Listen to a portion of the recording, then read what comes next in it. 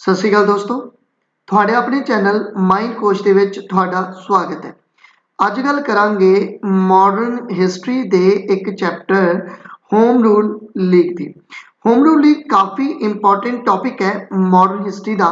ਇਸ ਤੋਂ ਪਹਿਲਾਂ ਆਪਾਂ 1919 ਦੇ ਵਿੱਚ ਜੋ ਰੋਲਟ ਐਕਟ ਆਇਆ, ਠੀਕ ਹੈ, ਉਸ ਰੋਲਟ ਐਕਟ ਦੇ ਕਾਰਨ ਜਲਿਆਂਵਾਲੇ ਬਾਗ ਦਾ ਹੱਤਿਆਕਾਂਡ ਹੋਇਆ ਔਰ ਉਸ ਤੋਂ ਬਾਅਦ ਜੋ ਹੰਟਰ ਕਮੇਟੀ ਬਣਾਈ ਗਈ ਉਸ ਨੂੰ ਆਪਾਂ ਡਿਸਕਸ ਕੀਤਾ ਹੈ। तो मॉडर्न हिस्ट्री के इंपॉर्टेंट टॉपिक्स के विच एक होर टॉपिक अज आप करन जा रहे हैं, होम रूल लीग। तो बिना देरी शुरू करते हैं। देखो, होम रूल लीग की गल करिए तो इसका पिछोकड़ की सी, मतलब इसकी बैकग्राउंड की है। अगर आप इसकी बैकग्राउंड की गल करिए तो देखो होया की सीगा, कांग्रेस के जो सैशन हो रहे सीगे, हर साल बाद कांग्रेस का सैशन हुंदा सीगा, ठीक है। तो कांग्रेस का एक सैशन होया सूरत का सैशन, ठीक है, 1907 ਦੇ ਵਿੱਚ सूरत का एक सैशन होया सीगा और इस सैशन तो बाद की होया कि जो गर्म दल सीगे ਅਤੇ जो नरम दल सीगे ये अलग अलग हो जाते हैं। हुण ये अलग अलग क्यों होए? क्योंकि 1905 ਵਿੱਚ जो बंगाल की वंड हुई और इस बंगाल की वंड तो बाद की होया कि जो कांग्रेस के जो मोस्ट इंपॉर्टेंट लीडर सीगे, कुछ जो गर्म दलीय नेता सी, उन्होंने कुछ एक्टिविटीज़ कीतियां जो कि हिंसात्मक एक्टिविटीज़ सीगियां, जिस करके कांग्रेस के जो नरम दलीय लीडर सीगे वो थोड़ा नाराज होंगे ने, ठीक है। तो गर्म दल और नरम दल जिहड़े है वो अलग होने कारण, ठीक है, भारतीय राष्ट्रीय कांग्रेस च एक खिला पैदा हो गया। कहने का भाव जो कांग्रेस का सूरत का सैशन होया, इस सूरत सैशन दे विच गर्म दल और नरम दल, अच्छा गर्म दल कौन कौन ने तो याद रख सकते हो, लाल बाल पाल, लाला लाजपत राय, बाल गंगाधर तिलक और विपिन चंद्र पाल। नरम दल दे विच अगर आप गल करिए तो नरम दल दे विच काफ़ी इंपॉर्टेंट लीडर तुहानूं जिहड़ा हैगा वो मिल जाणगे, जिवें कि महात्मा गांधी वर्गे लीडर जिहड़े है वो नरम दलीय ख्यालों के सीगे, क्योंकि वो ये चाहुंदे सी कि अहिंसा के मार्ग ते चलते हुए ही देश की जिहड़ी है आज़ादी लिती जा सकती है। तो इन्हां दे विच एक कॉन्फ्लिक्ट पैदा होंदा है 1907 विच और कांग्रेस के सूरत सैशन दे विच ये अलग अलग हो जाते हैं। जदों ये दोनों ही ग्रुप अलग अलग हो गए तो भारतीय राष्ट्रीय अंदोलन जो है वो एक तरह नाल शांत हो गया, ठीक है, एक खिला पैदा हो गया। इस दे विच कोई एक्टिविटी नहीं हो पा रही क्योंकि गर्म दलीय नेता ज़्यादातर तो अरेस्ट ही हो गए सीगे और नरम दलीय कोई बहुत वड्डी एक्टिविटी करते ही नहीं सीगे, जिस करके भारतीय राष्ट्रीय अंदोलन च एक खिला जिहड़ा सीगा वो नज़र आउण लग्या।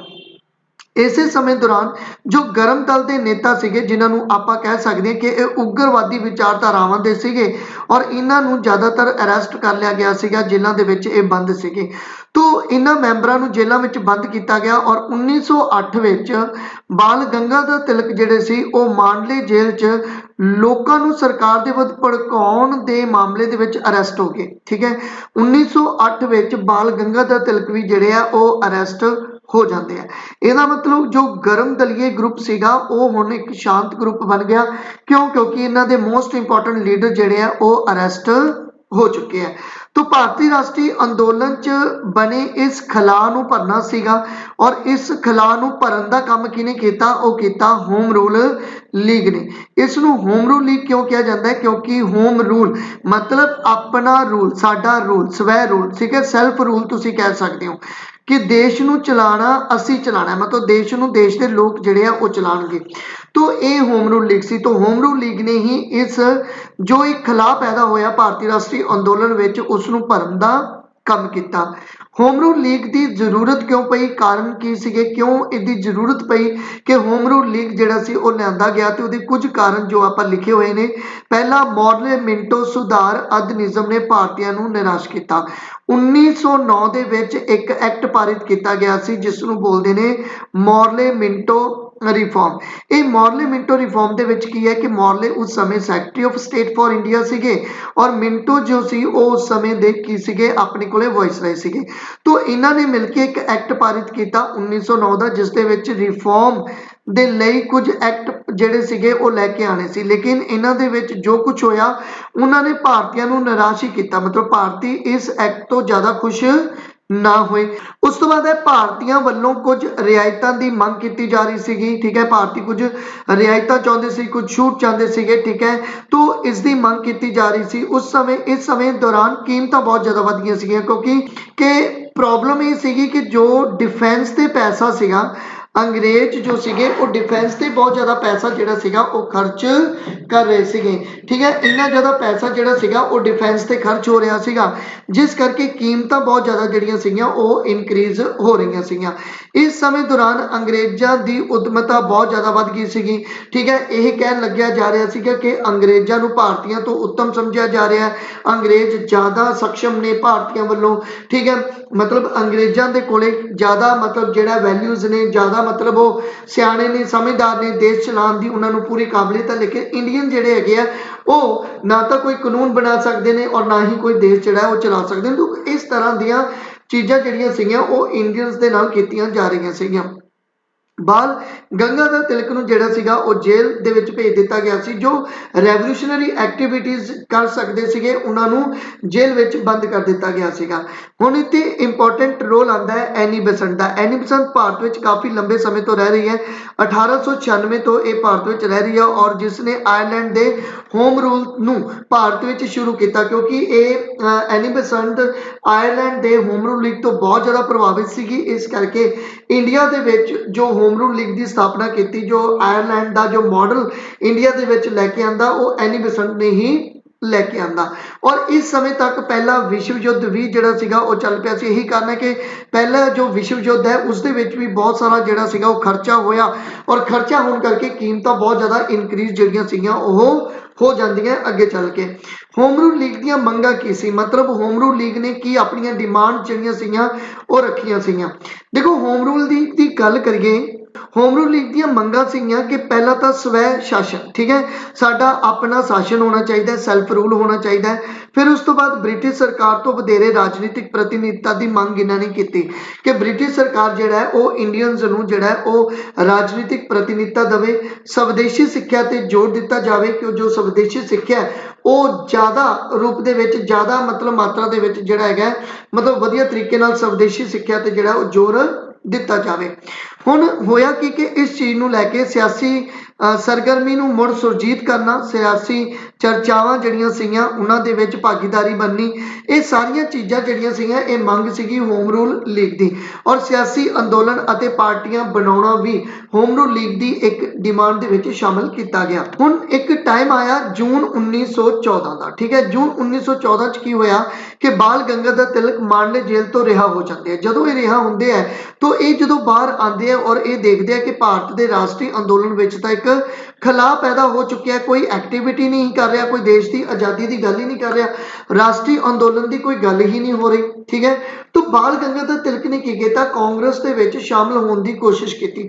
ਪਰ ਆਪਾਂ ਨੂੰ ਸਭ ਨੂੰ ਪਤਾ ਹੈ ਕਿਉਂਕਿ ਇਹ ਗਰਮ ਦਲੀਏ ਨੇਤਾ ਹੋਣ ਕਰਕੇ ਕਾਂਗਰਸ ਦੇ ਨਾਲ ਇਹਨਾਂ ਦੇ ਕਾਫੀ ਮਤਭੇਦ ਰਹੇ ਆ। ਖਾਸ ਕਰਕੇ ਕਾਂਗਰਸ ਦੇ ਜੋ ਕਾਫੀ ਇੰਪੋਰਟੈਂਟ ਲੀਡਰ ਸੀ ਫਿਰੋਜ਼ ਸ਼ਾਹ ਮਹਿਤਾ, ਉਹਨਾਂ ਨਾਲ ਇਹਨਾਂ ਦੇ ਸਬੰਧ ਜਿਹੜੇ ਸੀਗੇ ਉਹ ਚੰਗੇ ਨਹੀਂ ਸੀਗੇ, ਜਿਸ ਕਰਕੇ ਕਾਂਗਰਸ ਦੇ ਵਿੱਚ ਇਹਨਾਂ ਨੂੰ ਸ਼ਾਮਲ ਜਿਹੜਾ ਉਹ ਕਰਨ ਤੋਂ ਗੁਰੇਜ਼ ਕੀਤਾ ਜਾਂਦਾ ਸੀਗਾ।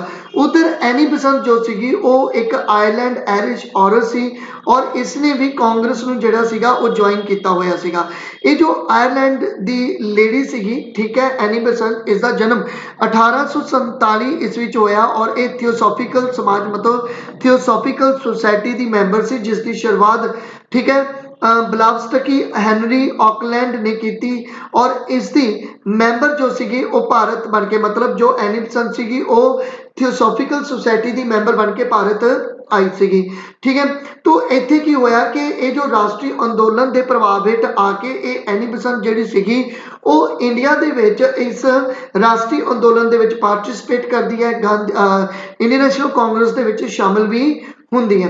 ਤੋਂ ਆਇਰਲੈਂਡ 'ਚ ਪਹਿਲਾਂ ਤੋਂ ਹੀ ਚੱਲ ਰਿਹਾ ਸੀਗਾ ਹੋਮ ਰੂਲ, ਠੀਕ ਹੈ, ਪਹਿਲਾਂ ਤੋਂ ਹੀ ਹੋਮ ਰੂਲ ਜਿਹੜਾ ਸੀਗਾ ਉਹ ਕਿੱਥੇ ਚੱਲਦਾ ਪਿਆ ਸੀਗਾ, ਉਹ ਆਇਰਲੈਂਡ ਦੇ ਵਿੱਚ ਚੱਲਦਾ ਪਿਆ ਸੀ। ਔਰ ਐਨੀ ਬੇਸੰਟ ਇਸ ਤੋਂ ਕਾਫੀ ਪ੍ਰਭਾਵਿਤ ਵੀ ਸੀ ਔਰ ਇਸ ਨੂੰ ਪਤਾ ਵੀ ਸੀਗਾ ਕਿ ਇਹ ਹੋਮ ਰੂਲ ਲੀਗ ਕੀ ਚੀਜ਼ ਹੁੰਦੀ ਹੈ ਜਾਂ ਹੋਮ ਰੂਲ ਕੀ ਹੁੰਦਾ ਹੈਗਾ। तो कांग्रेस का एक सैशन हुंदा है 1914 का, ठीक है। तो कांग्रेस का सैशन होया दिसंबर 1914 का। इस दा सैशन जिहड़ा मद्रास का सैशन सीगा जिस विच फिरोज शाह मेहता नाल चंगे संबंध ना होने कारण बाल गंगाधर तिलक नूं शामिल नहीं किया जाता। इस समय दौरान बाल गंगाधर तिलक ते एनी बसंत भारत में होम रूल लीग का पूरा विवरण तैयार कर लेंगे, पूरा उन्हों का मैथड उन्हों का मॉडल जिहड़ा सी वो तैयार वो कर लेंगे। दिसंबर 1915 में कांग्रेस के बंबई सैशन च एनी बसंत ने यतन किया कि भी जो बाल गंगाधर तिलक है उन्होंने कांग्रेस के विच शामिल किया जाए। तो बाल गंगाधर तिलक जिहड़े आ उन्होंने कांग्रेस के विच जगह मिल जाती है और बाल गंगाधर तिलक ते एनी बसंत दोनों ने मिलकर इस होम रूल लीग का मॉडल जिहड़ा सीगा वो रखिया कांग्रेस के अगे। तो इस तरह एनी बसंत और बाल गंगाधर तिलक कांग्रेस से शामिल होने तो बाद कुछ मंगा रखते हैं जिस च होम रूल लीग की मंग रखी गई, पर कांग्रेस ने यह मंग नहीं मनी। मतलब कांग्रेस ने कहता कि असी इसनूं लागू करांगे बट हजे वो टाइम नहीं है कि असी होम रूल लीग जिहड़ा हैगा ओहदी शुरुआत कर सकीए। हालांकि कांग्रेस ने यह भी कहा कि कांग्रेस ने इस मंग के जवाब दे विच एक स्टेटमेंट ये दिती कि कांग्रेस ने इस मंग के जवाब च यह कहा कि अगर कांग्रेस ने होम रूल नूं एक निश्चित समय तक शुरू ना किया तो वह एनी बसंत और तिलक अपने अनुसार होम रूल शुरू कर सकते हैं, ठीक है। तो कांग्रेस के होम रूल शुरू ना करन ते एनी बसंत और बाल गंगाधर तिलक दोनों ने अपना जिहड़ा सीगा वो होम रूल लीग की स्थापना की। तो इस तरह इंडिया के विच जो होम रूल लीग की स्थापना होंदी है वो एनी बसंत और बाल गंगाधर तिलक द्वारा की जाती है। तो मैं तुहानूं ये पूरा विवरण जिहड़ा सीगा वो दसता, पूरा का पूरा जो हिस्टोरिकल बैकग्राउंड सी वो मैं तुहानूं क्लीयर करती है इसकी, ठीक है। हुण आपां नूं पता है कि होम रूल लीग की शुरुआत हुई है और होम रूल लीग का मतलब है स्वै रूल, साडा अपना रूल, सैल्फ रूल। तो बाल गंगाधर तिलक का ये जो होम रूल लीग सीगा, बाल गंगाधर तिलक ने अपना होम रूल लीग अप्रैल 1916 च शुरू किया। इंपॉर्टेंट है, याद रखना है कि बाल गंगाधर तिलक ने कदों अपना होम रूल लीग शुरू किया और एनी बसंत ने कदों किया। तो बाल गंगाधर तिलक ने अपना होम रूल लीग शुरू किया अप्रैल 1916 में। और बाल गंगाधर तिलक का खेत्र किस एरिए दे विच इन्होंने यह शुरू किया तो महाराष्ट्र, कर्नाटका, बरार केंद्रीय सूबा, ठीक है। बंबई शहर नूं छड्डता सी इन्होंने, ठीक है। बंबई शहर इन्हों के अंडर नहीं सीगा। उस तो बाद अगर मैं एनी बसंत की गल करा तो सितंबर 1916, ठीक है, इंपॉर्टेंट है क्योंकि इन्हों के विच डेट का फर्क है। तो सितंबर 1916 च मद्रास तो एनी बसंत ने अपना होम रूल लीग शुरू किया। एनी बसंत का खेत्र की सी बंबई, ठीक है, मतलब शहर, और वो खेत्र जो बाल गंगाधर तिलक के होम रूल लीग के खेत्र अंदर नहीं आता सी, वो सारे का सारा एरिया जिहड़ा सी वो एनी बसंत के होम रूल लीग के अंडर मन्निया जाता है। तो बाल गंगाधर तिलक और एनी बसंत ने लोगों को होम रूल लीग का मतलब समझाया और स्वै शासन की मंग का महत्व समझाया, डोमीनियन का मतलब समझाया। इसलिए लीग ने पब्लिक मीटिंग करनी शुरू की, लोगों को इकट्ठा करना शुरू किया, अपन मंगां नूं लोकां ते सरकार तक पहुँचाने के लिए कई अखबार इन्होंने प्रकाशित किए। उस तो बाद इन्होंने उन्होंने जो मंगां सीगियां, ठीक है, लोगों तक वो मंगां पहुँचाइयां। इन्होंने अपने विचार पेश किए जिहदे स्वै राज भाषा के आधार पर राज्यों की वंड, स्वदेशी सिक्ख्या की मंग, सिक्ख्या का माध्यम केवल लोकल भाषा, ठीक है, इस तरह दी डिमांड्स लोगों तक जिहड़ा सीगियां ओह पहुँचाइयां। जिस तरह देखो एक डोमीनियन स्टेटस की इत्थे गल चलती है। डोमीनियन स्टेटस पहला ही दूजे देशों को ब्रिटिश ने दिता होया सी, जिवें कि Canada, south Africa, New Zealand, Newfoundland वर्गे देशों के विच डोमीनियन स्टेटस पहला तो ही सीगा। इसलिए भारत विच भी यही डिमांड की जा रही सी कि दूजे देशों की तरह इंडिया के विच भी डोमीनियन स्टेटस जिहड़ा सीगा वो दिता जावे।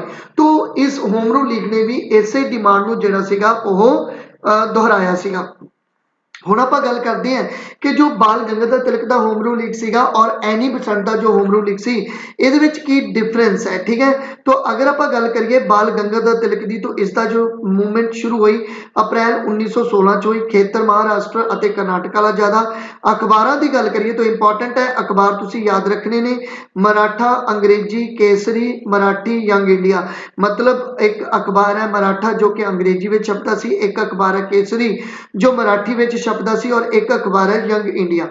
तिलक दा होम रूल लीग पूरी तरह व्यवस्थित सीगा क्योंकि ये थोड़े एरिए च सीगा, इस करके तिलक दा जो होम रूल लीग दा दायरा घट होने करके ये व्यवस्थित सीगा। ठीक है, उस ही तरह ते अगर आप एनी बसंत की गल करिए तो एनी बसंत का जो होम रूल लीग शुरू होंदा है ये सितंबर 1916 ਨੂੰ ਹੁੰਦਾ है। बंबई ਅਤੇ बाकी सारा खेत्र जो तिलक के खेत्र के अधीन नहीं आता वो सारा एरिया जिहड़ा एनी बसंत के होम रूल लीग के अंडर आता है।